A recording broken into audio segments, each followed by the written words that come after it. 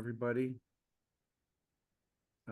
Thank you for making the time and being here again for this latest edition of our collaborative meetings. Want to go ahead and call this meeting to order at 8:30, and also encourage you all to do your welcomes and your intros in. Uh, oh, I'm getting notes from some of you that you're having trouble hearing me. I will try to speak up a little louder, get closer to my device. Give me a thumbs up if you can hear me okay. Okay, super. I am known to be a soft speaker, so that could be part of it. But continue to introduce yourself in the chat, name, organization, title, affiliation. We are going to proceed with the agenda. I will start off by just saying that we do have a tight agenda today, and I am going to be a stickler on time with all our presenters. So apologies in advance if I'm a little abrasive today, but we got to just try to move through this agenda that's jam-packed. So full disclosure and disclaimer early on. With that, let me open it up to public comments for those of you who are here and do not have a formal role on the Jobs First Collaborative. I'd like to give you an opportunity to make any comments. Come off mute, raise your hand so that you can share what you'd like with your peers here today.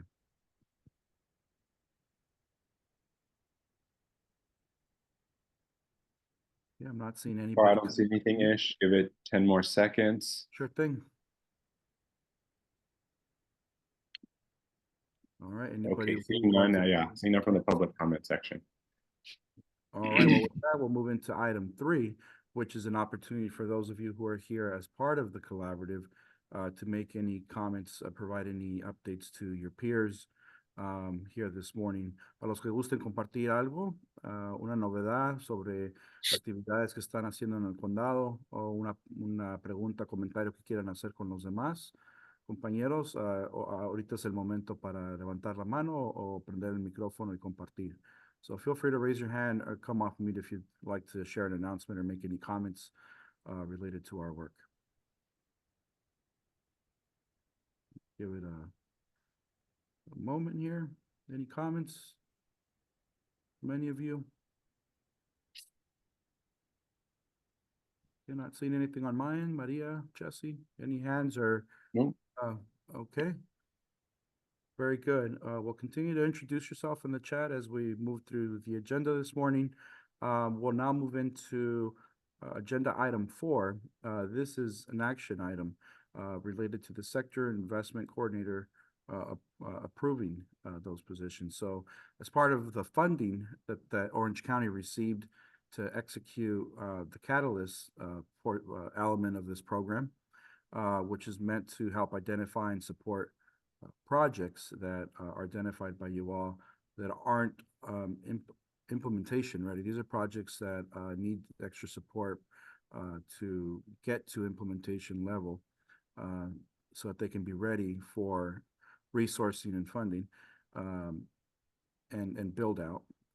There's eligible sources of funding that can only be considered for these projects. So there are positions that are meant to support the development of these projects as they are considered by this group. So with that, I want to turn it over to Jesse to give an explanation. We will be looking for a motion and a second so that we are able to proceed with contracts with all 9 of these positions to serve as coordinators. And we'll get to that as soon as Jesse's done with his overview of this part of the agenda. Go ahead, Jesse. Yeah, thank you, Ishar. It's loading. Just give my screen a moment here. So, sorry, I know that the slides are a little wordy, but because I try to send them in advance, it's almost like I'm writing a brief memo. But right, this is we're at the point in time where we want to proceed with selecting our sector investment coordinators. Over a month ago, I think we received all the applicants. We ended up having 9. And at least when staff looked at it, all of you have had access to these. We're actually very pleased with the quality of these applicants, and we saw there were some similarities in some respects, but some differences, and they were very broad in their talents, which is a wonderful thing. So when we looked at it, I guess it was kind of hard to think about how would these sector investment coordinators be successful, in the sense that we still don't know from a Catalyst perspective really what type of projects, what type of activities the community needs.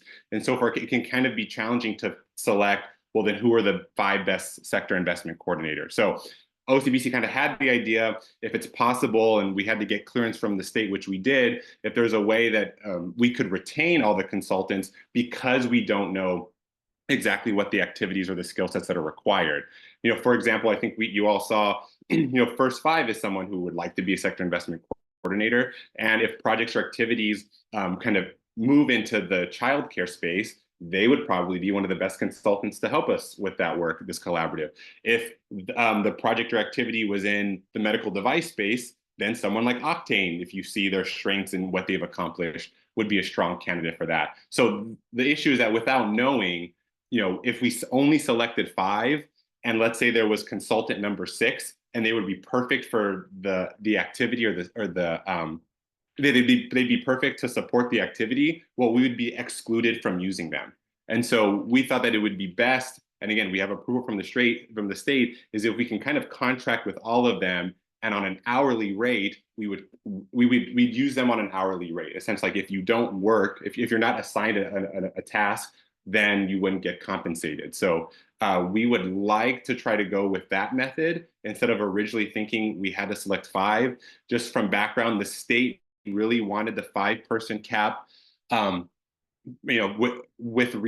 that regions were going to hire people, and they didn't want people who were not qualified to, they didn't want someone to hire like 10 people who weren't qualified because they were like friends of the organization.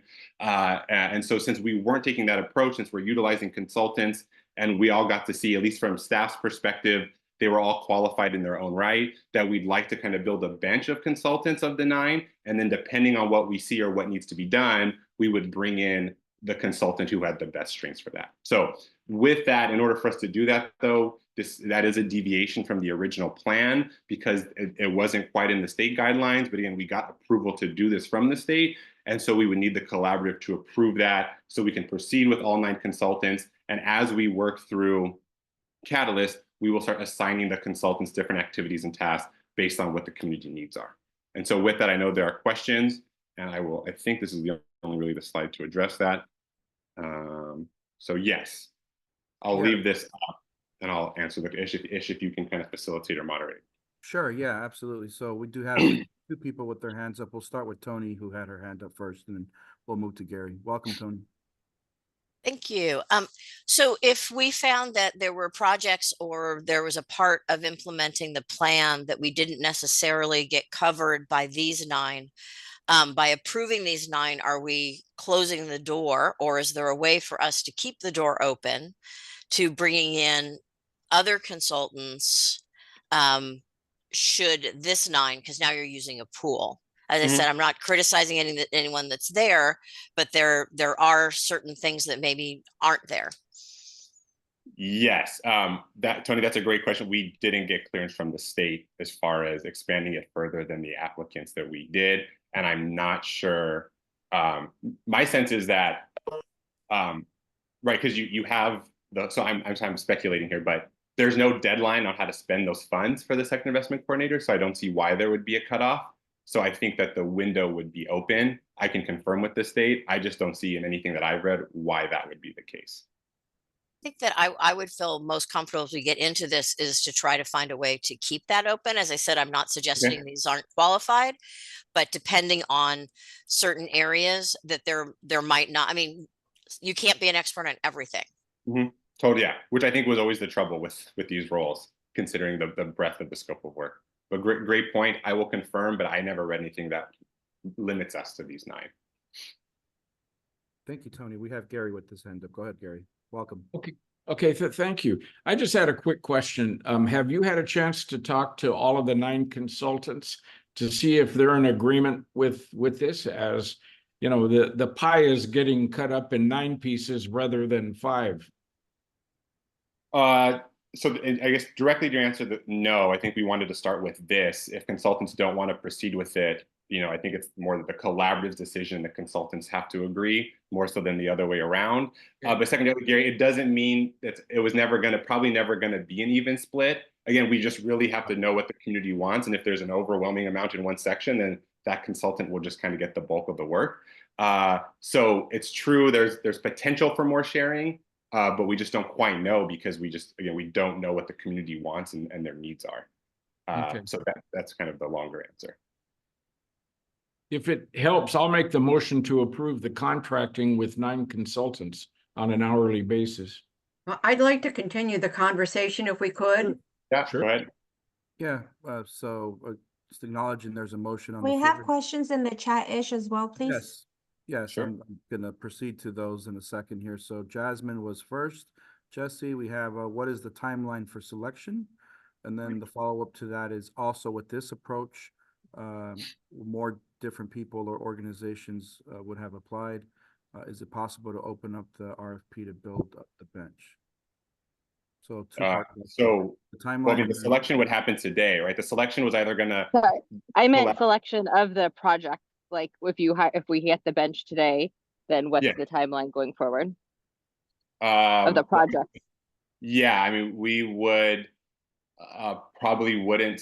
Well, I mean, they could get going on work, but as far as this collaborative making selections on projects, I would say, October at the earliest, but probably November, December, if not January, right? Because I think we have to kind of see the regional plan part 1, regional plan part 2 first, right? We have to submit that to the state by the end of the month, and the sector investment coordinators can start working once they're contracted through September and October to try to build a portfolio of projects for this group to start considering. Another thing also, this group has to come up with their catalyst scoring rubric or some decision-making framework that has to be done before you even make decisions on which ones you want to fund as well.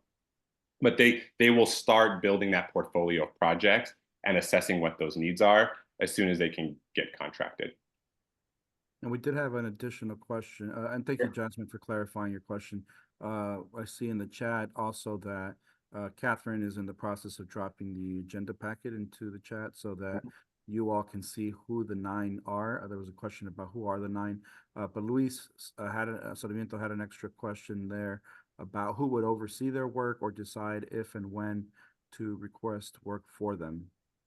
Yeah, I mean, even whether it's 5 or 9, it's the regional convener's responsibility. So in this case, OCBC, to manage them. But of course, they would be reporting to this whole group, whether we choose to meet every other month when it comes to Catalyst or quarterly, and then give OCBC direction and them direction. But this collaborative will not be managing them day to day. It is in the contract that it's the regional convener's responsibility to manage the sector investment coordinators. Ish, can you hear me? This is Linda. We can. Go ahead, Linda. For some reason, I'm having trouble getting my little avatar hand up. I'm sorry. Yeah, my question, very proud to be part of the 9. Thank you for that. And while we certainly understand the value of maintaining the relationship with these 9 consultants, the question that I have as having been a consultant and having been project oriented is that the phrase hourly rate. Mm-hmm. So that was kind of interesting to me because there are consultants that are going to have to staff up with areas of expertise or reach out to build capacity in certain areas. It's not like every one of these organizations has standing people ready to go unless they are funded for that project.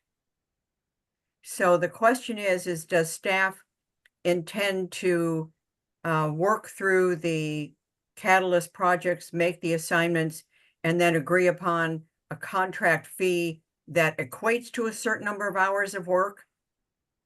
Or is there another is there another framework that you're contemplating? Yeah, so I mean, let me know if I'm missing the mark. Obviously, the hourly basis is because everyone submitted budgets, so we want to try to honor those hourly rates. That's But right. to kind of answer your question, I mean, no, we can't come in with minimum hours until we start really getting a sense of how this is going to work. I think, sorry, Linda, this is a sense of just right. This is unprecedented. There is no baseline or example, so there isn't going to be no minimum. I think it's really just going to be what we see as the need, and then again, an assignment of consultants. So we would be billing, the organizations would bill. Based on probably every month Right, your your hourly rate, hours worked every month, you send an invoice, we pay it based on the task assigned. based on the task assigned. Yeah, a work plan. Yeah. Any And other questions in the chat? Just because I have just. yeah, no worries, Jesse. Just a follow up from Jasmine on whether the RFP can open back up to further build this bench of coordinators. Yes, this is- I mean, I don't see anything in the language that the answer is no, but let me to kind of to Tony's point, let me confirm with the state. But I don't see, there was no timeline saying you had to pick the second investment coordinators by a certain point. So let me go ahead and confirm that, but I never read that would be the case. So I'm optimistic, but let me confirm and circle back with everybody. But that's not her question. Her question is you've changed what the RFP was. So because of that, does it need to reopen? We have language that we can reserve the right to change the dynamics of it. Sorry. Yeah. So then I misinterpreted. So in short, no, but we can open up the old RFP to some sense if people still feel like they are good consultants and they could be part of that bench. Great, thank you, Jesse. I don't see any further questions in the chat. We do have a motion from Gary. I would second it. Tony seconds, Tony Simons. So let's go ahead and take a vote here. Those in favor of approving these positions today, signal by offering your thumbs up emoji or just putting yes in the chat. Stop share now. I'll give that a couple of seconds. And then in Spanish too-ish, please. Gracias. Los que estén de acuerdo para aprobar estas 9 posiciones Sí. de coordinadores, Bueno, indiquen. yo voy a votar que sí, que se apruebe. Muy Estoy bien, de acuerdo. gracias, Apolonio. Apolonio, Okay, I'm sorry to interrupt, but Apolonio would like to vote in favor. Thank you. Thank you. Anybody who would like to vote no, alguien que guste votar no, go ahead and do that now in the chat. There isn't a thumbs down emoji that I'm aware of, but you can go ahead and put no. And then Y María y Karen, si quieren votar, pueden poner en el chat sí o no del lenguaje que dio Ish. Sí, para aprobar estas posiciones de coordinadores son 9. Si gustan poner en el chat sí o no, indiquen su voto en el chat. And then anybody who would like to abstain, o también si gustan abstener, pueden poner sí, no, abstener. We do have a couple of abstentions in the chat, just to note as we take these notes. Want to draw those to the OCPC's attention. Few abstentions there.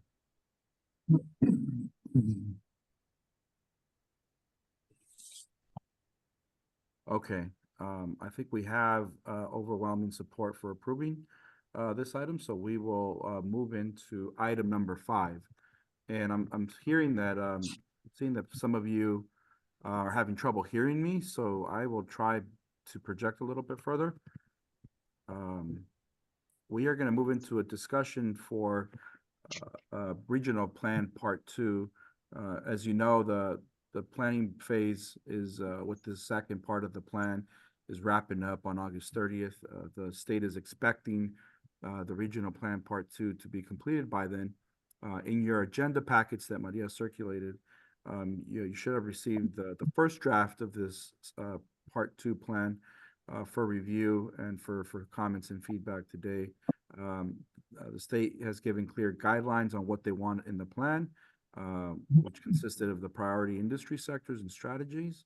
And Dr. Wallace Walrod is here with us today to give a quick breakdown of the current draft, and we'll give him a few minutes to present and then maybe take a few questions if time permits. So Dr. Walrod, let me turn it over to you. Can everybody hear me? We can. Okay. Yep. Okay, excellent. Good morning, everybody. Great to be here. Morning. I wanted to just have some introductory remarks and then open it up for discussion. Due to some of the delays that we had in finalizing the strategies, the team had kind of a limited window. So we could provide you with this early chance to review and give us feedback. So I do want to commend the research team that put this together. It definitely was, they went above and beyond the call. So those organizations would be California Competes, California Forward, Coast Community College District, Kleinhans Economics, Mapping Black California / Voice Media Ventures, Milken Institute, and then Seed Consulting. Several of those people are actually on the Zoom this morning. I do want to say that in general, we probably should be looking at being in cutting mode rather than adding mode.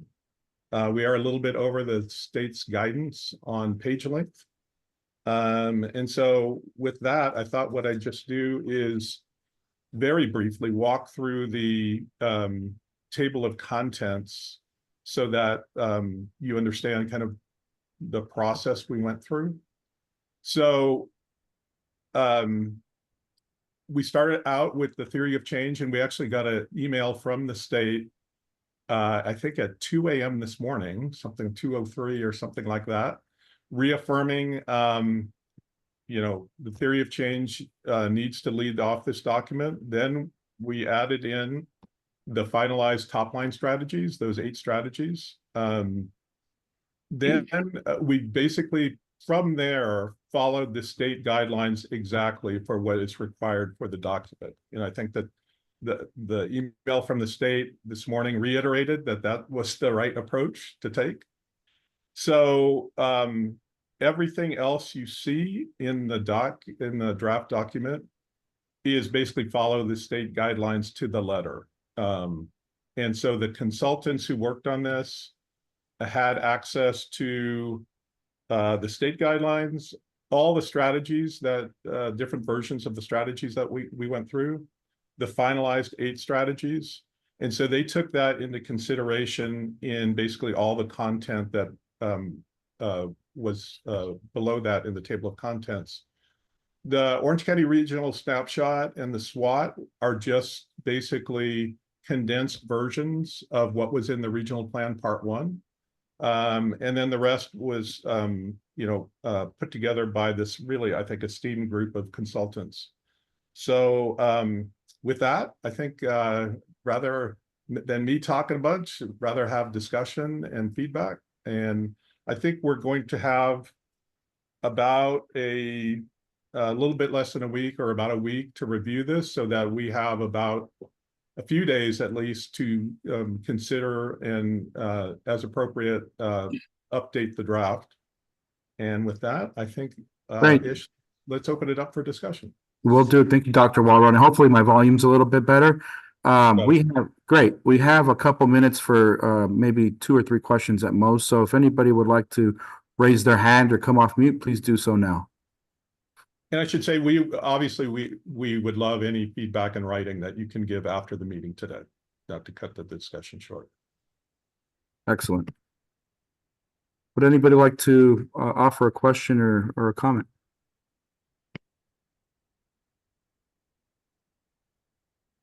Yeah, I'm not seeing any, so for the sake of time, I think we will proceed. And as actually, we do have one. Tony, go ahead. Tony Simons. I'm wondering if we could schedule an office hours where we might be able to talk one-on-one with Dr. Wallard and go through comments. I don't want to do that here for the sake of time, but I think that might be, I know I would appreciate that, and I don't know if others might, that might be another venue for sharing comments. Dr. Walrod, absolutely. Let me see. What would be really perfect would be if we could get a time that all the consultants could join that, so that they can hear the feedback on the sections that they worked on and make any changes that need to be made. So yes, let me, if you don't mind, Tony, let me check with them right after we get off the call today to get some time next week to do that. Great, thank you. Thank you. Yeah, and as Dr. Walrod mentioned, we encourage you to please review the document and send any feedback that you have by 5 p.m. on August the 15th, which, if I'm not mistaken, that is next Thursday? Thursday, yeah. Next Thursday, yes. So that Dr. Walrod and the rest of the research team can get you an updated version in time for our August 23rd meeting, so that it can be approved and submitted to the state by the August 30th deadline. So please spend some time with that. Tienen hasta el próximo jueves para revisar el documento que acaba de mencionar el doctor Walrod sobre la segunda parte del la plan regional. Y les pedimos que entreguen sus comentarios, sus sugerencias antes de las 5 de la tarde el próximo jueves. Así que por favor revisen ese documento. Okay, unless there's any other questions, let me just check the chat to make sure there's nothing in there. Okay, August 15th. So with that, we'll move on to item 6. Don't see other questions. So thank you, Dr. Walrod. Item 6 is information being provided by our team from Esri related to the analysis of these projects. So as we continue to put the pieces together to solicit projects, there are a few tools being worked on that can help this collaborative make decisions on which projects are most impactful to related to the funding. And we have here with us today our friends from Esri, Brian McNamara and Dorian Miller, who are here to present and on these tools and also take any questions that you may have related to this presentation once they're done. So let me turn it over to them so we can jump right in. Brian and Dorian, welcome. Really appreciate it. Happy to be here again, and good morning, everybody, and great to see y'all. My name is Brian McNamara, consultant here at Esri, presented a couple of times over the last a little over a year now. So happy to be back and share some more information about the project intake process and kind of the analysis we'll be doing behind the scenes, and then transparency we'll be providing as well. So let me share my screen real quick. Hopefully I get it right the first time. 1 second.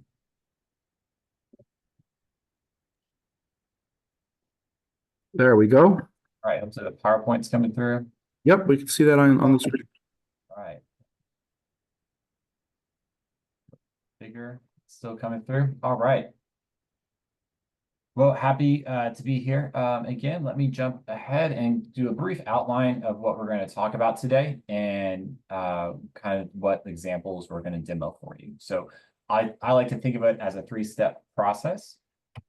First is your project entry. So the projects you all are discussing and putting together, this provides a point of entry that you can submit the ideas. And just an overview right here. This should look somewhat familiar if you think back to last summer and the surveys that were provided in a similar way. So hopefully this looks a little bit familiar, but if it's new, perfectly okay. We'll go through it here today as well. So this is kind of the first step, and there's a series of questions, and we'll look at them. Still a little bit in flux and can be changed, but a good, it's a great start and to show what we have. And the second step is what we'll call a project viewer. So once kind of the areas are submitted, we have some base level statistics and data that will be publicly shared and open and available for anybody to view and at any time to see some underlying demographic data and other data similar to what's been discussed over the last year and a half. And then the third step is what we'll call a deep analysis. So this will occur kind of behind the scenes, and we'll be able to provide some infographics at the end as well with a really deep dive into very specific information for project areas, job codes. Again, a lot of the employment and industry statistics, that have been discussed and are included in the overall report. So that's the overview. I'm going to do a quick demo on the first two, and then those will be pretty brief. They're more basic, and then I'll let Dorian take over for the third one and do a deep dive on that one. That was the more exciting one anyway. So give me 1 second as I switch my screens. Here, real quick.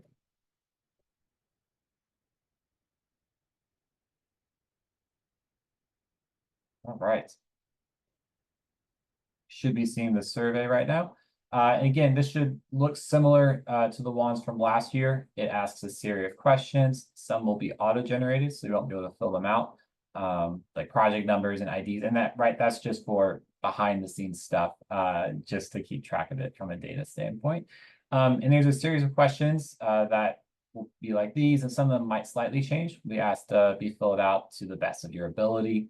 I'll just kind of quickly scroll through. This is more to be a highlight of it. There'll be a map here where you can draw in your project area. So I'll jump to this address real quick as an example. You can very easily just click this and just say if it's going to occur kind of on this site, and I drew it a little bit small. It doesn't need to be precise. You can see my drawing isn't very good, but luckily the computer just made it cleaner for me. And again, this is just approximation. We aren't looking for acreage. There's nothing like that. It's just approximately here. So even if it's like a whole block, right, you know, that would work as well. All right. And as you scroll through, there'll be a series of other questions, you know, the applying community, if it includes other communities as well. And again, a lot of them say select the best category. We know a lot of these that can be multiple categories. So we try to capture everything, but want to focus on, okay, what would be the top one be? And then maybe if there's, you know, overlapping sectors and categories, those can be picked as well in a subsequent question. So really trying to capture a lot of data in a streamlined fashion, so they can all be managed and looked at together. That's just a short 2-page survey. And then these get a little more detailed.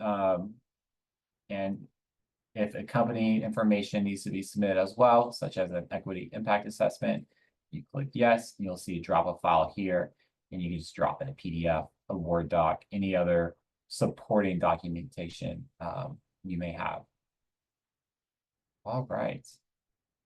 So that's a brief overview of the survey for the project intake, we'll call it. At that point, you know, OCBC and the larger collaboration would get it and can review it as well behind the scenes.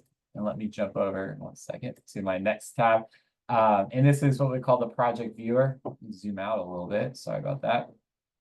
Again, so you'll see that all of Orange County. And again, there's some base level statistics we'll call socioeconomic indexes, median household income, you know, a lot of terms that we've been talked about. And what you can easily do is, let's say, you know, you have a project you're applying for at an address. It's like, grab this one as an example. Sorry about that. Please put it away. You kind of jump in and see the underlying statistics. So it'll give a brief what this index is, and what it can be defined as, or even housing affordability, or median household income. Let's look at that one. That one's a good one too. And just to give you a better idea of kind of the statistics in the demographic area for the projects you're submitting, provide that information back to you. Or if you have 2 projects, you can kind of compare them with each other. So again, this will be shared, be publicly available. All this data, most of this data is actually all of it's, you know, ACS based, Census American Community Survey based. But yeah, and you can scroll around and look at different sites. So this is step 2. And I know I breezed through a little bit, and I'll turn it over to Dorian to go over the third and final one, kind of the analysis that will be done behind the scenes, and then the results shared back with y'all. So I'll stop sharing and turn it over to him. Brian, real quick, there's a question about whether, you know, how does this work when it's a program or service and not a physical project? If it's a program or service, I would be sure to include that in the notes in the survey. And if you, but concerning like where you would actually draw, let me go back to that question. Great question, by the way. If there is like a headquarters, I'll say, or like a physical office where it's being managed out, you could put that as the location. And then, you know, in the notes, be sure to specify that as well. And I'll make a note too. That's a great question. And I would also, Brian, I would add, would it also be helpful if it's like, can you account for the program delivery geography as an alternate? so for example, the headquarters are in one part of the county, but the services of the programming are being delivered in a different part. Would it make more sense to plot the demographic information, the index for the program delivery community? Yeah, absolutely. And now we'll add a question and kind of phrase these a little bit better between the communities participating, right, and then the communities that actually be servicing to make sure that's captured as well. Got it. Great. Thank you so much. No problem. Great question. All right, I'll go ahead and stop sharing real quick. And we can take questions at the end too. Just want to make sure we get through the demo part today as well. All right, awesome. Good morning, everyone. It's great to be here. Thanks for having us. I'm excited to demo the third component that Brian was talking about, which is going to be part of our business analyst tools, which we would be using in this case to actually evaluate potential projects, potential sites. And so this goes back to some of those demographic variables that we were just talking about. So hopefully everyone can see my screen here and see a map. What I'll do here is I'm going to just paste in an address here. This is the same address that Brian had used in the survey. This is the site of the Walnut and Daisy micro farm in Santa Ana. And so I can zoom in here, get an initial idea of what the surrounding area looks like, including potentially the imagery here in the area. So you can see we have lots of different base maps to choose from. I can select one of these and see what's actually around. But the first thing I'll actually do here in order to assess how am I impacting the surrounding community is create a site here. What that allows me to do is create either rings. So you can see here, this would be a distance, either 1, 3, 5 miles here by default, but I can adjust these values, drive times or walk times around a potential site or project. So all I would have to do here to see how far away I would get in 5, 10, and 15 minutes of walking. Let's click apply, and I'll see those polygons here returned for me on the map.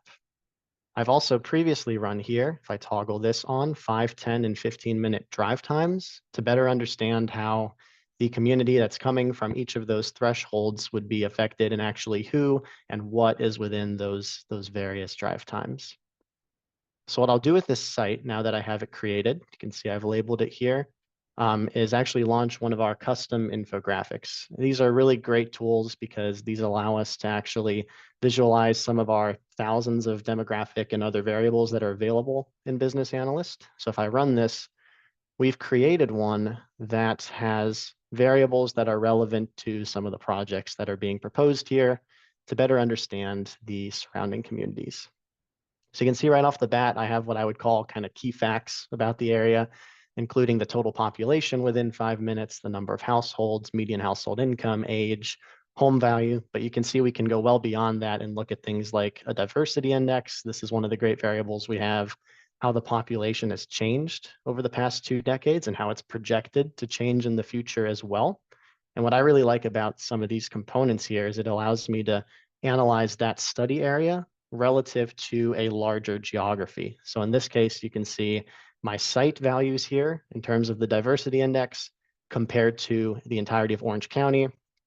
I could also compare this to the state of California, or if I wanted to, the entire country, and see how that all is relative to those various geographies. On the second page, we have variables that are more focused on the businesses, the labor force, and also the estimated market potential for charitable giving. So these are some more unique variables that we have access to, which serve this use case very nicely. And what's great about these infographics is this is all fully interactive. I can click on any of these variables to better understand the business types within 5 minutes in this case, or the types of jobs that people have. The unemployment rate here is what this is showing in this case. And if I want to see how this changes from 5 minutes to 10 minutes to 15 minutes, I can make that adjustment up here, click on 10 minutes. I can see how those variables each end up changing. So that's infographics. This is a custom one we've created, as I've mentioned. However, there are many standard infographics that we can look at and run as well in order to get a better understanding of this area. For example, we have one all about healthcare and insurance statistics, so I can understand more health-oriented variables in this case. And if we're looking for something a little bit more tabular and about the actual retail demand in the area, This is an interesting one too, and shows the average spending within each of those drive times on all of these different industries. And this could, of course, be customized to show specific industries that are relevant. So that's the infographics. I do want to highlight one more piece of functionality here, and that's our point of interest search. So in addition to all of these great demographics, we also have access to really robust point of interest, so business listings, hospitals, all kinds of other data, and we can visualize where those locations are and then start to understand where there might be a gap in a certain type of service. So I'll go ahead and share this here. I can search by either a keyword. So if I wanted to find all of the Starbucks in the area, I could do that. But more relevant would be using either the categories here. You can see we have subcategories we can search for as well. Or I can use industry classification codes like NAICS codes and SIC codes. So I've actually saved a search here.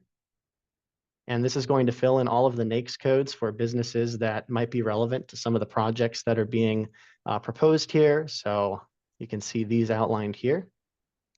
And clicking on the search here, I'm just searching for my current map extent. So I'll zoom in here to limit that a little bit. And this will return for me every single point of interest, business, facility that falls into one of those categories, clustering them. Obviously, this is a lot of data and a little hard to digest, but we do have filter information that we can use here to further filter these down by a specific business type. So if I wanted to find just the hospitals in the area or medical facilities, I can select this and see where those are all located on the map. So those are a couple of the tools that we can use once a site is submitted, a project, to understand the surrounding area, and helps you measure and us measure the impact of a proposed project just based on the surrounding community, what's there and where there might be a gap, in this case, in a certain type of service. So I know that was a lot of information. There are a lot of tools here. If you have any questions, please do let us know. I want to make sure we have a few minutes for questions. Thanks. Yeah, thank you, Dorian. We do have, our first question was from Linda, so I'll turn it to her, and then there's a few that I'll walk us through in the chat. Go ahead, Linda. Thanks, Ish.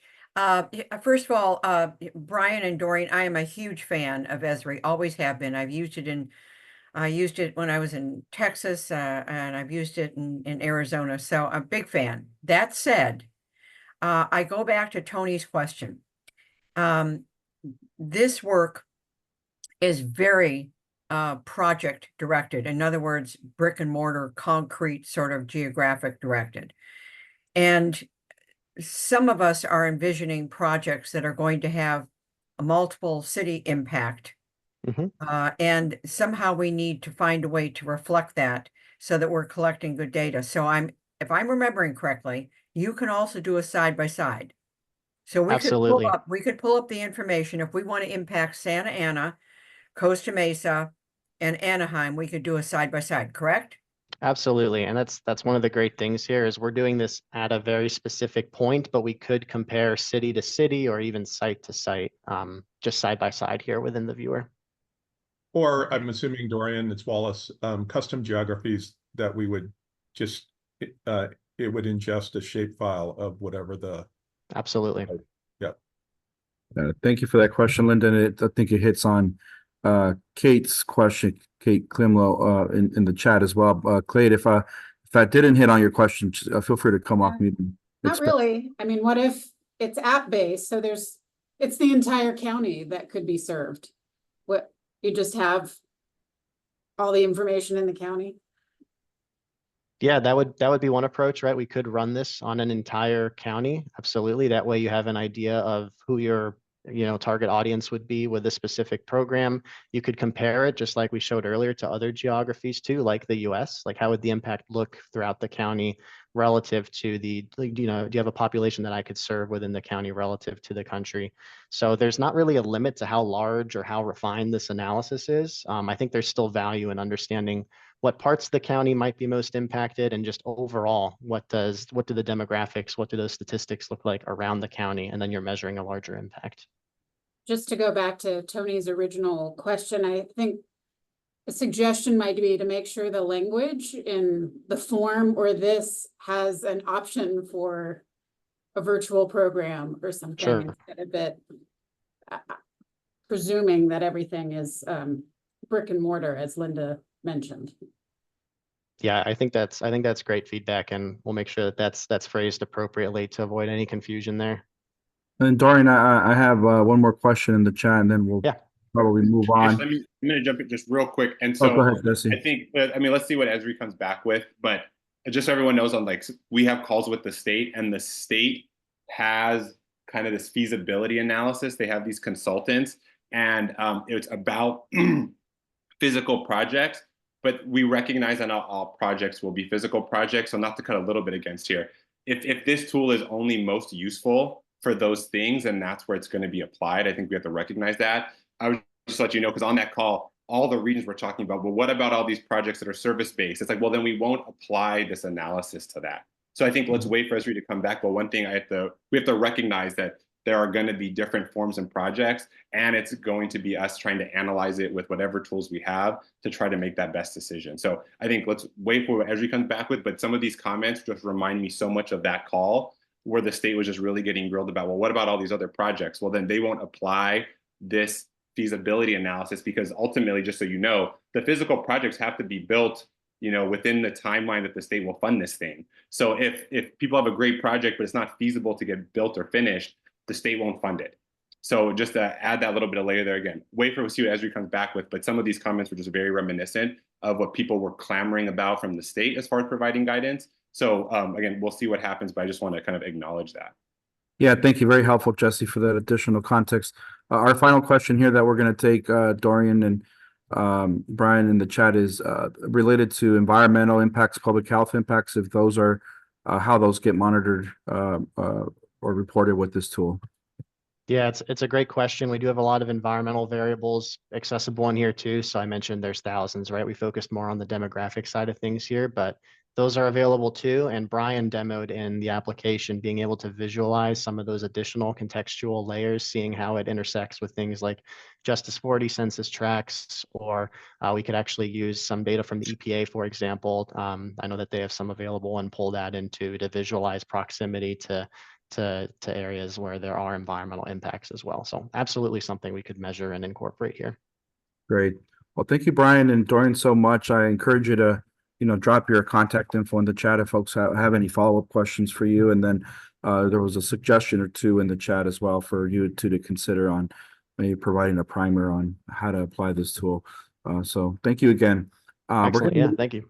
Appreciate your time. We're going to move into agenda item number 7, which is a discussion around the Regional Investment Initiative scoring rubric. So in line with trying to prepare this collaborative and the region for Regional Investment Initiative implementation funding. So the implementation funding phase of this work, at least with the goal of trying to meet the guidance that has been given on the scoring rubric by the state, and to try to start soliciting potential project summaries for this collaborative to begin considering. We want to have this discussion around the rubric, which will be important in helping establish a criteria for what gets funded during the implementation phase of funding from the state. So Jesse, turn it over to you. We've got a good 20 minutes or so for this discussion. Yeah. So again, this is just OCBC staff just trying to move the ball forward from the previous in-person meeting. When it comes to timelines, right, we have the Regional Investment Initiative from the implementation side. So these are projects that have to be ready to go.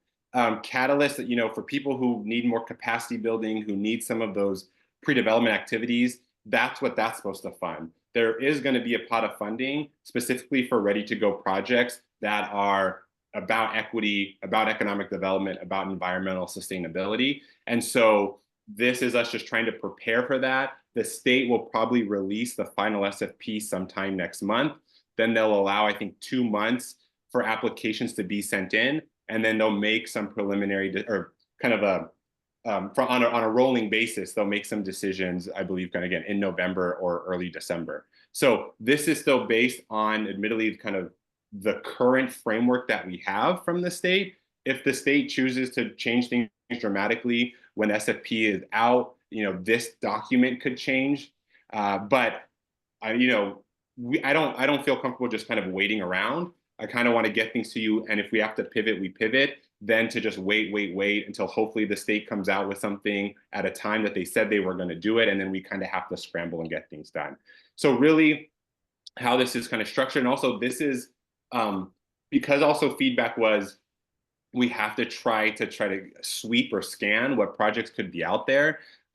So this is just something that we want to externally try to share with people. I think, as far as all of you being the judges and deciders of which projects will get recommended to the state, I think there could be a lot more detail here and things to consider, but we also don't want to overwhelm someone with the scoring criteria as well. So this is, again, I think somewhat simplified, but it kind of just goes through all the sections. And the first section here is, first it starts out as yes, no, because the state in their current guidelines say if you do not do these things in the project, it will not be considered for funding. So very simply, it's no and yes. Everything in this everything in this section has to get a yes. But then also for people to decide, well, are we meeting the expectation, or is this project going above and beyond? In which case you can assign more points. And I remember Peter commenting, make it out of a score between 1 and 4, never do 5, because everyone just kind of gives people 3. So it's more like, do you like it or do you not like it? Is it kind of meeting it? So there's the equity component. This is just from the state's guidelines currently. There's the climate component. There's the job quality and access. Does it address our regional plan part 2? I think that's kind of important to us. Does it contribute to the region's resiliency? Is there strong community engagement? Is the applicant or co-applicant located or serving a disinvested community, right? This is specifically from what the state currently has. This is where things could change. So this is just me kind of forwarding it along, right? Because when it comes to the implementation projects here, these are us recommending to the state. Catalyst, it's your decision to fund whatever activities you want. This pot of funding is us submitting a handful of projects, 1, 2, 3, or 4, or what have you. And then this is our set of projects competing with LA, competing with Southern Border, competing with the Bay Area, competing with the different regions of the Central Valley, so on and so forth. So I think, I wrote it as it kind of behooves us to kind of keep with the state's guidelines in order for us to not to lose out on points.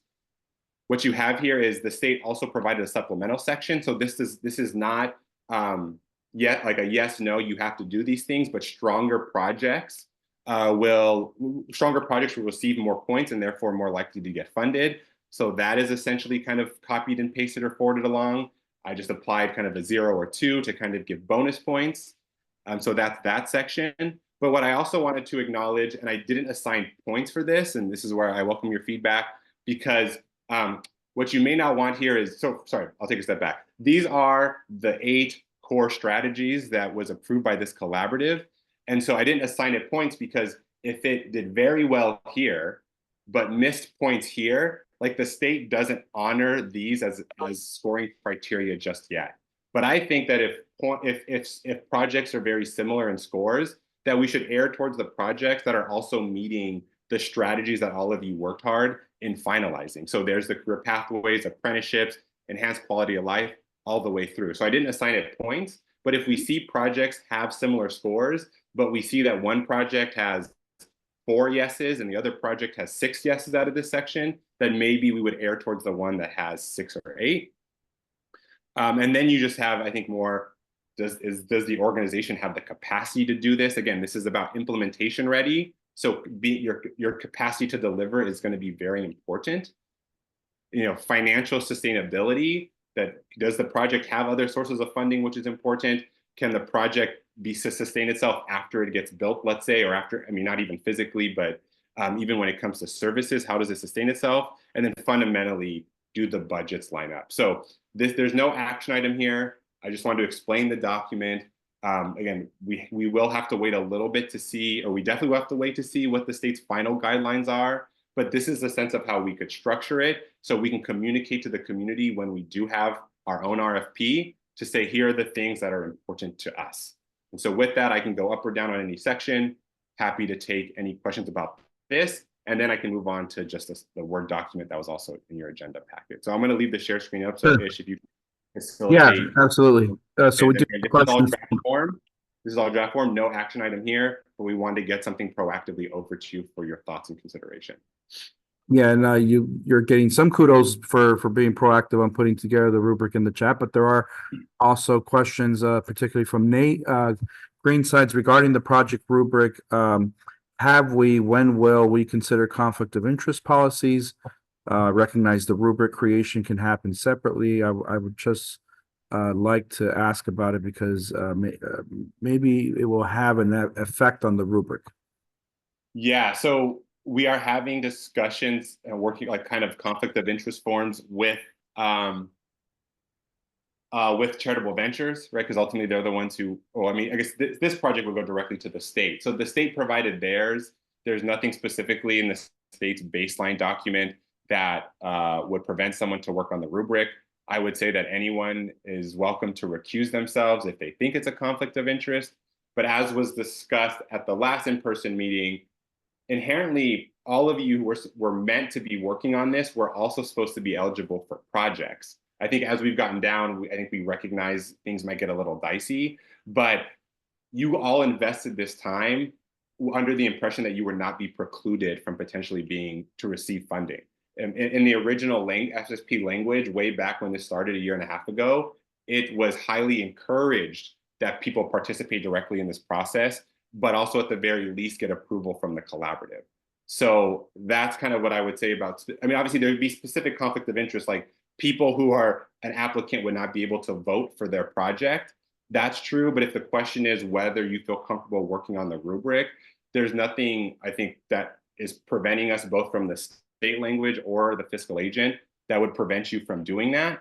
Another thing I would also say is my own personal like kind of musings is that, you know, there's a lot of you. So it would be very difficult for one of you to say, well, I know my project is going to be really good at this, so I want to make this 10 points. I think that would stick out like a sore thumb, and I don't think you get the buy-in of some of, I guess, yeah, I don't think you get the buy-in of your collaborative members. So I think just the size of this group kind of dilutes the ability for anyone to really manipulate this scoring rubric and really the decisions to be made in one person's favor over another. And just so we do have a comment, and then I'll turn to Tony for a question, but a comment about the bonus points not being sufficient enough to impact a total of 42 points. I'll let her describe a little bit more in detail, but Tony, you have your hand up. Go ahead.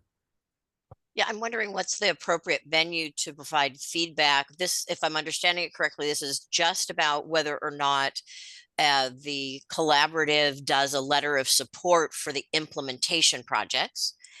And if I'm, and this is not, okay, but this is not Catalyst. No, not Catalyst. And I'm just wondering what's the appropriate way to provide comment. One of mine is if you're going to have vote, you have to make sure that those things that have highest value have enough points to actually hit and have an impact.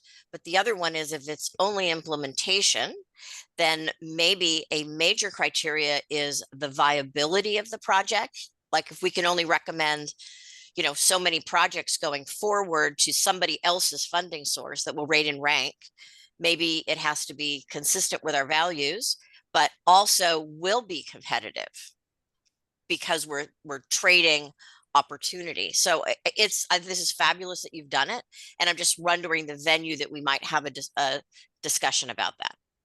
Yeah, Tony, I think we can totally do an office hours thing for people for electronics, and then I will know, like any changes from this version to a next will be in red with some context, like maybe who that came from.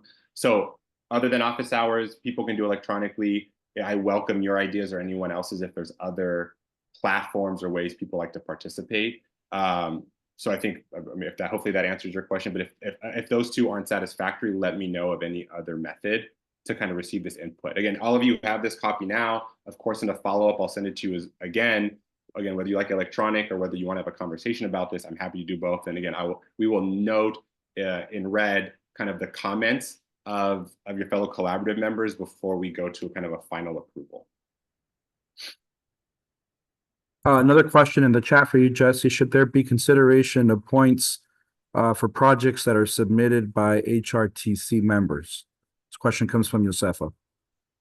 It's as if there would be extra points assigned. Josefa, if you could. Yeah, sorry, Jesse. You made a comment that made me think of this that well, I guess it started with the conflict of interest, but we should not be precluded from submitting because we are on the HRTC. That's the bar. But I wonder, given the investment of time that folks on this HRTC have given to this process, should there be consideration of somehow within the evaluation? And I welcome no, but I just figured I'd pose the question. Sure. I mean, that I think that's going to be one that your fellow members will have to answer. I could put it in there in red, or we could try to, again, once we get all the feedback, we could try to do some sort of polling or survey to see if people like the recommendations or not. So noted. And I, as staff, of course, can put that in there or leave it out, but then you would need ultimately, just like everything else, the approval of your collaborative vendors to think like, yeah, there should be added benefit to the fact that we've invested so much of our time here. So I will take that as feedback, and I will see if people will want to proceed with that, and I could put that in there and assign some points, or we can, or if the majority says please remove it, then we'll remove it. Fair. Sounds good. Just wanted to note it. Sure. Great. Thank you for that question, Josefa. Any other questions or comments, either in the chat or if any of you want to come off mute and add to this conversation? Okay, I'm not seeing any further requests to make comments, so we'll keep the conversation going on this item in future meetings. And Jesse, I'll turn it over to you for the next item, which is a brief discussion on the theory of change outcomes.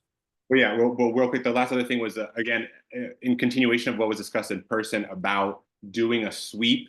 It would not be, again, preclude anybody if they weren't able to complete this when an actual RFP goes out, but just to give this group somewhat of a sense, here's kind of what I drafted, and we're happy to push this out. I guess the question is, are there any kind of comments or last minute items that you would like to see in this document before we try to blast it out, share it with all of you, to share with peers if you so choose, about just trying to get a brief summary, again, no more than 500 word, 500 word max, it can be less, just to get a sense of what all these projects could be. So how many, the size, I mean, potentially even how much they're asking for, given that we know what would be appropriate to ask from the state.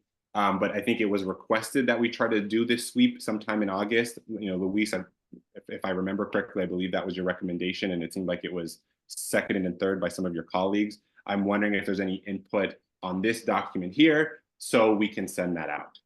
So again, I just give the background. I tried to reword things to try to make as much sense for the layperson as far as the things the state are looking for as far as strong projects, and then simply the ask, right? Give us a brief summary. Here's the date. Here's where you submit it. Does anyone have any questions or comments or feedback? Again, this date can be moved around depending on when we release it, but I don't want to give people, I want to be able to try to give you some sort of portfolio of projects by the next meeting on the 23rd in some folder or file. So any, questions, comments, Luis? I see the raised hand, please. Go ahead, Luis.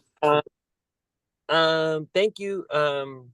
I guess just to follow up on my suggestion, and I appreciate this. I don't know if maybe whatever would be easier for folks, and maybe folks could chime in quickly, but what I was thinking was a Google form, something that's very easy to fill out for folks to, and maybe with some of these same questions, but for some folk, and again, the general idea is to do like a quick survey or a quick just scan with everyone to see what projects are out there that you know. Yeah, so no, I'll change the formatting. I mean, essentially similar content, but in that format, so it's just inputted right away. Okay, that's great feedback. Thank you. Other comments or questions from the group?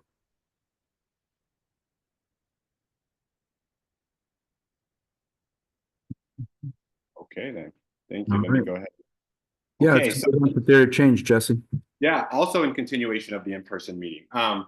So if there were comments, and it seemed like people agreed with it about trying to provide more specificity on the outcomes portion of that theory of change. So if you look at the regional plan part 2, that's what's missing here. And so what I brought to you here are, broadly speaking, these are the items I think this work should be moving towards. What I left out was the finite numbers, because I'm not the expert here. I think many of you might be experts in specific domains, right? Like number of projects, how much money we want to fund. And if you look at the bottom, every page had just extra question marks. So are we missing something, or did I miss something when I developed what would be the short-term outcomes of this work? 1 to 2 years. And obviously, and this work would consider the implementation ready projects portion that we're working on, but then the ones with the longer timeline would definitely be inclusive of Catalyst and what Catalyst is trying to do.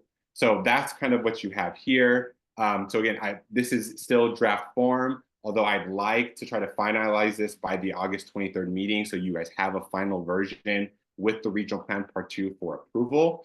So these are kind of the items I thought. One, of course, is we have to have that portfolio of projects ready. It doesn't mean that we're going to submit them to the state, but we know that, let's say a project got 4th place and we only want to submit the top 3, that the sector investment coordinators and everyone else could try to be working on still getting project number 4 done, number 5, 6, 7, 8 down the line.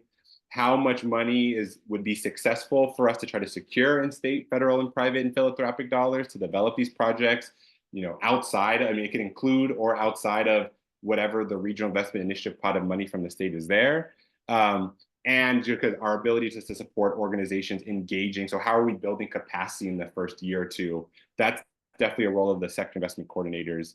So more people can get engaged. So a Walnut Daisy Farm project, there's more of those out there, and not just a few. So then I put question marks from a short-term perspective, if anyone has any ideas. Just so you know, I probably will circle back. I think it's probably more so with this one. And the next slide, with some of you where I feel like this is some of your domain expertise. So if you say X small businesses or worker cooperatives, and what their gross revenues, right, like I think Josefa with Cielo, Cooperación, some of you working with the smaller chambers, Ruben, you would know, especially since you work with DSP, like what a good number is. You don't want that bar to be too low, but you also want it to be attainable. And then so if we look at kind of people with pathways, people who work in workforce training or the apprenticeships, I don't want to say like 20 apprenticeships and be told by labor, we do that once a week.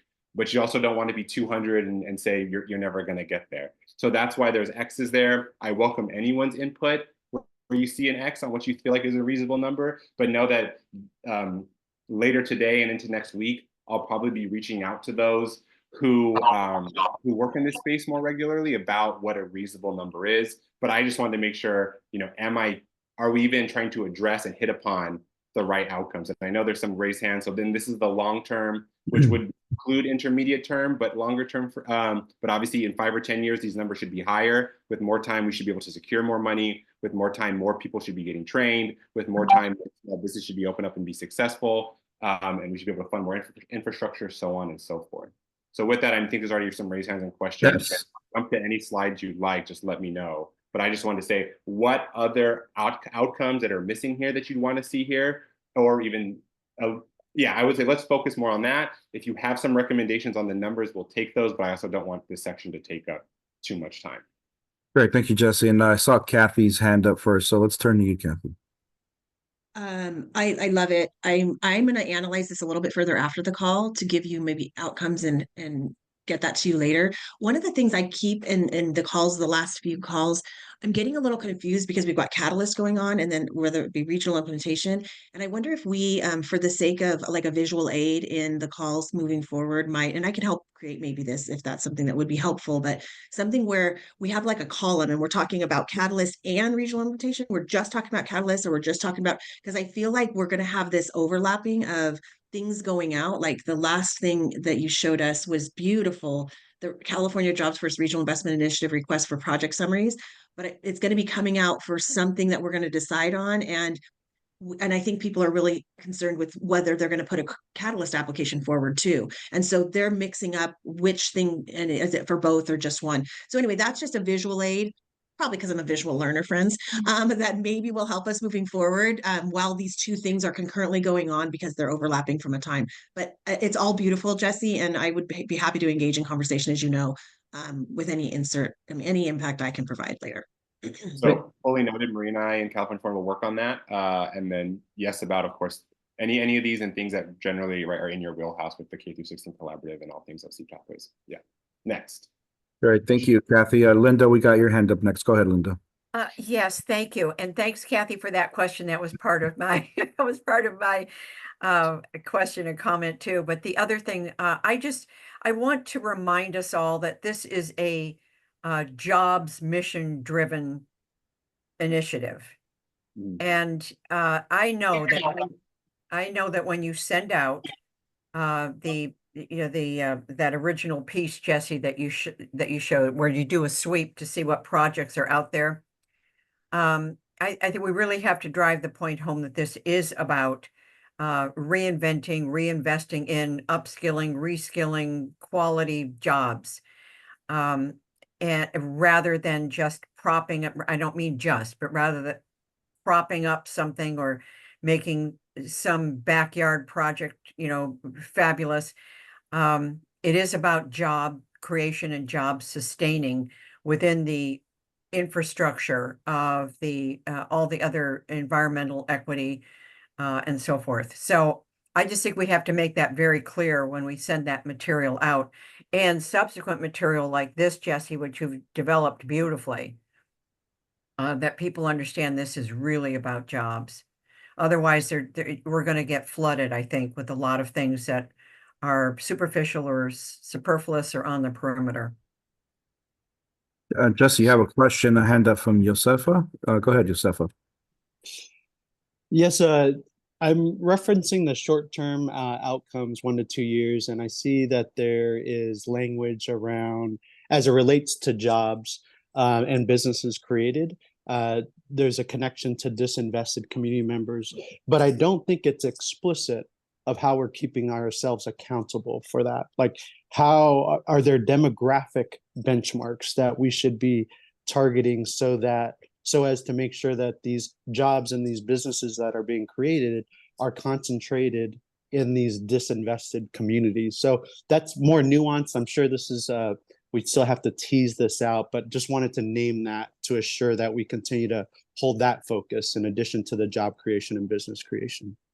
Yeah, Josefa, we can do that. I will say, like, they're not incongruent, but it seems like at first, right, like the state was very clear on what that definition was. Remember those maps, and it's pretty much like a family. If the median household income of a family of four is like under $95,000 or so, right, as a census tract, that was a disinvested community. Now a lot of the language is really tied to the Justice 40 stuff at the federal level, and so I think we have to kind of look to see where are those the same and where are those not the same. I guess noted, but I think that's where I think we can be more clear. But I just know, like, that's where I'm not sure where we want to lay the stake down yet, and maybe I need to talk to the state specifically. But noted, maybe a little bit too much information. I just wanted to let you know maybe why that wasn't in there, and so let me follow up with the state to try to get that clarity, so then I can put that in there for you. Sounds good. Yeah, and there's some comments in the chat from Nate, just reaffirming, I think, what Josefa shared. Any other questions or comments folks would like to offer in the chat or come off mute and share? Jesse, any closing thoughts on this item from you? And again, as always, people digest this, email me, call me, we'll set up a time to talk, and I'll be reaching out to some of you if this is specifically kind of in your wheelhouse. Great, excellent. So Jesse, let me turn to you to give some background on action item 9, which is approval of updates to Regional Plan Part 1. Before we entertain a motion second. Go ahead. Yeah, so this is, sorry, I changed the table of content. So we passed, or you guys all approved the Regional Plan Part 1. That was, really the data heavy document. What Dr. Waller just spoke about was Regional Plan Part 2. This was due a while ago. But noted that, this was always going to be a living document for us. So before we kind of resubmit to the state to stay true to the precedent we set, we want this to be approved by you. And so what we did was we just added the sections and I highlighted the table of contents in red where those came up. For example, right, Cooperación and Thrive did 2 other community forums. They did analysis, we should put that content in there. So that's added. At the time when we had to submit this, they only had the 1 workshop done at the time, right? This was their full scope of work. So stuff like that got added. I know that the UCI Labor Center had some updated data because this was done a year ago between what a living wage job is and what some of the industry cluster analysis was. They gave us that update. So then we swapped out the tables that were updated and swapped those out. So you see those sections kind of handed here. I remember there was a request to try to understand, as you kind of see towards the top here, which occupations do our disinvested and immigrant communities come from. And so that analysis wasn't initially approved when we submitted it to the state. So that's in there, very clearly. And then also, right, we did this broad outreach and engagement. I think you all remember Dr. CJ Bishop doing a series of presentations. That wasn't in here as well. And it's not in the regional plan part 2. It's not explicitly said it needs to be in the regional plan part 2. Dr. Watt already said it's already probably too long, but I still think we should honor the work by putting it in the regional plan part 1. So essentially, these are the updated sections, but before we submit it to the state, it wouldn't be good form to submit it without your knowledge and without your approval. So that's what you've seen here highlighted in red.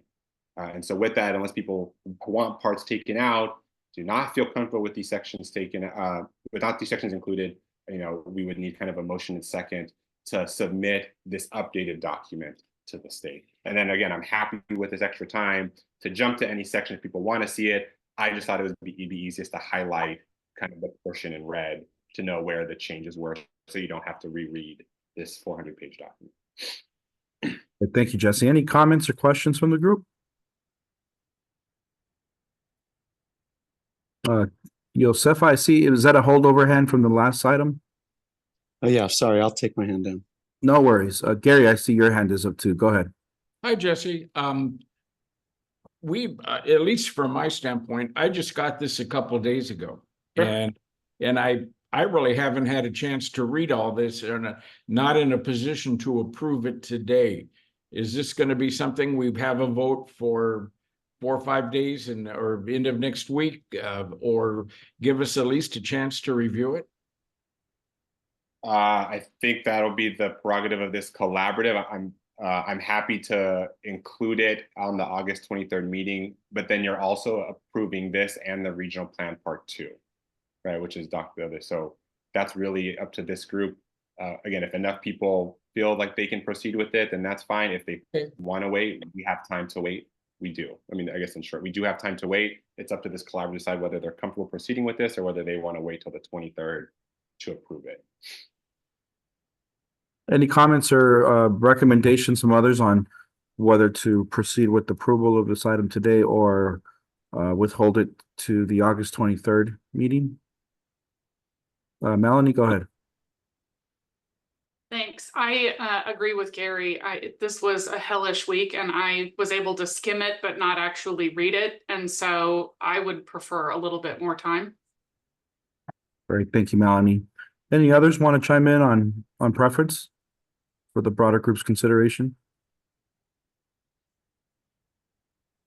I'll speak. I don't have a preference one way or the other. If it was approved today, it would be fine. But I don't think, since there's no timeline, I think since a couple people at least have requested that we have more time, my vote would be to give it the more time and approve it in August at the same time as the regional plan part 2. Great. All right. Well, Jesse, unless anyone else wants to chime in, sounds like the prerogative from those who have spoken up is to table this item for approval to the August 23rd meeting. Yeah, so this document won't change. So now you have it, and then we'll just include it in the next meeting's agenda packet. Thank you. Excellent. So before we adjourn, and we're actually ahead of schedule 10 minutes, so pat on the back to all of you for keeping a tight ship here.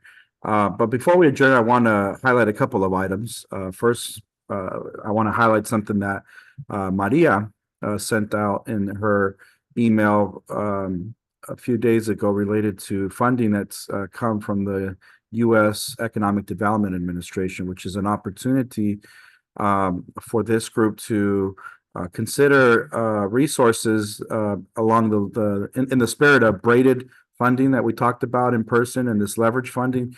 Here's one from the feds related to job creation. So as Maria mentioned in her email, the Economic Development Administration, or EDA, is offering up to $25 million through the fiscal year, the current fiscal year 2024, under the banner of the Good Jobs Challenge grant program.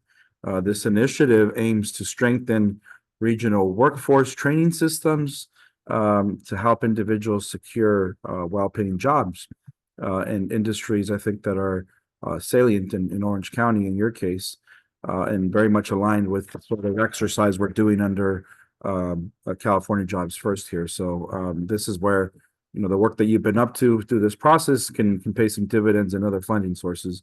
So applications are due to this federal grant program on September 24th. You know, I think that the offer from the Orange County Business Council team here is to encourage you all to consider pursuing this opportunity, but it would, you know, require sector investor coordinators to take the lead, depending on the capacity that OCBC has to lend their staff support. So here's an early task for those coordinators to help coordinate an application submission for this group for this competition.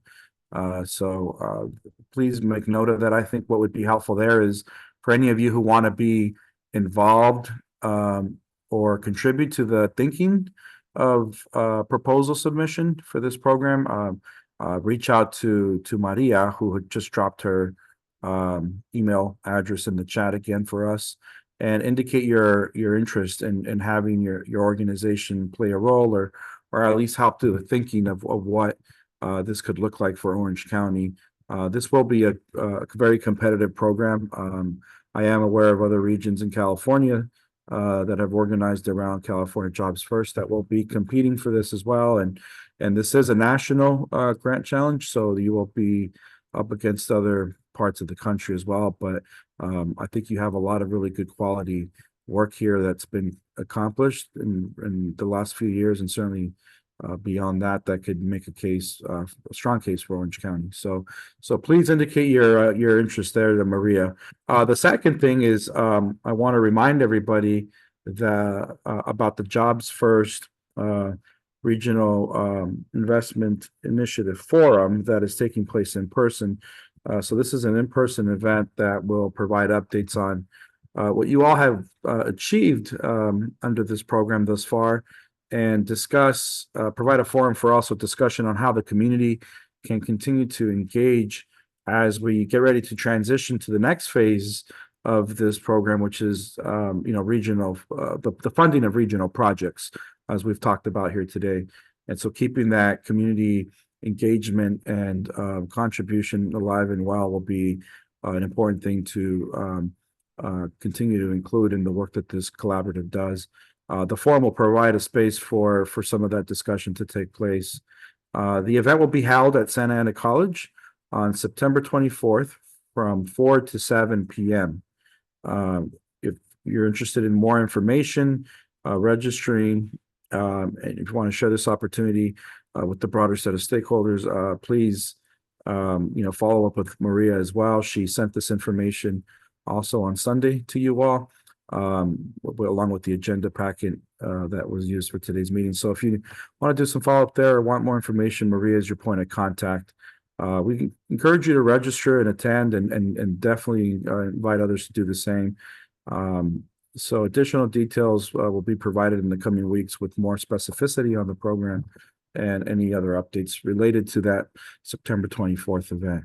And then the last thing I want to just say is I want to say thank you to those of you who joined the first of a series of 5 capacity building webinars. We had our first seminar this Wednesday where I took up a full hour of providing a background on the functions of traditional economic development and offered considerations for how economic development is being considered and deployed with a stronger eye towards inclusivity, equity, and climate resiliency.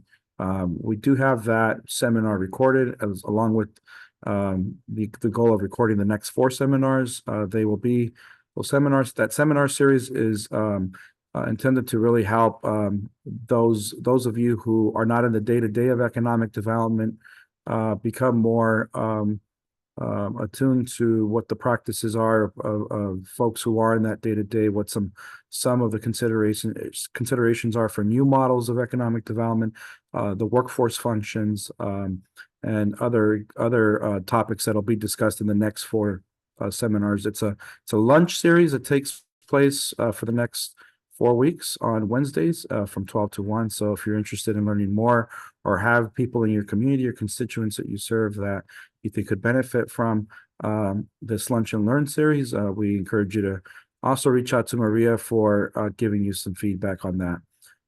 With that, I did see that Apolonio tenía su mano levantada para una pregunta, un comentario. ¿Gusta compartir algo? Go ahead, adelante, Apolonio.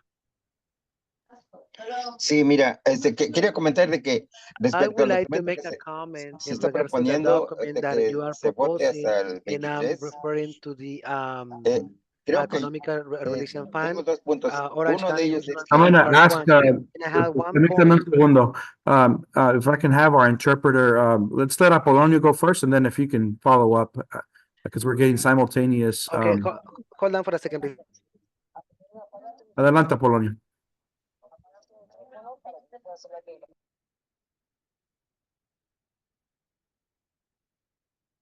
Adelante, Apolonio, si gusta terminar su comentario.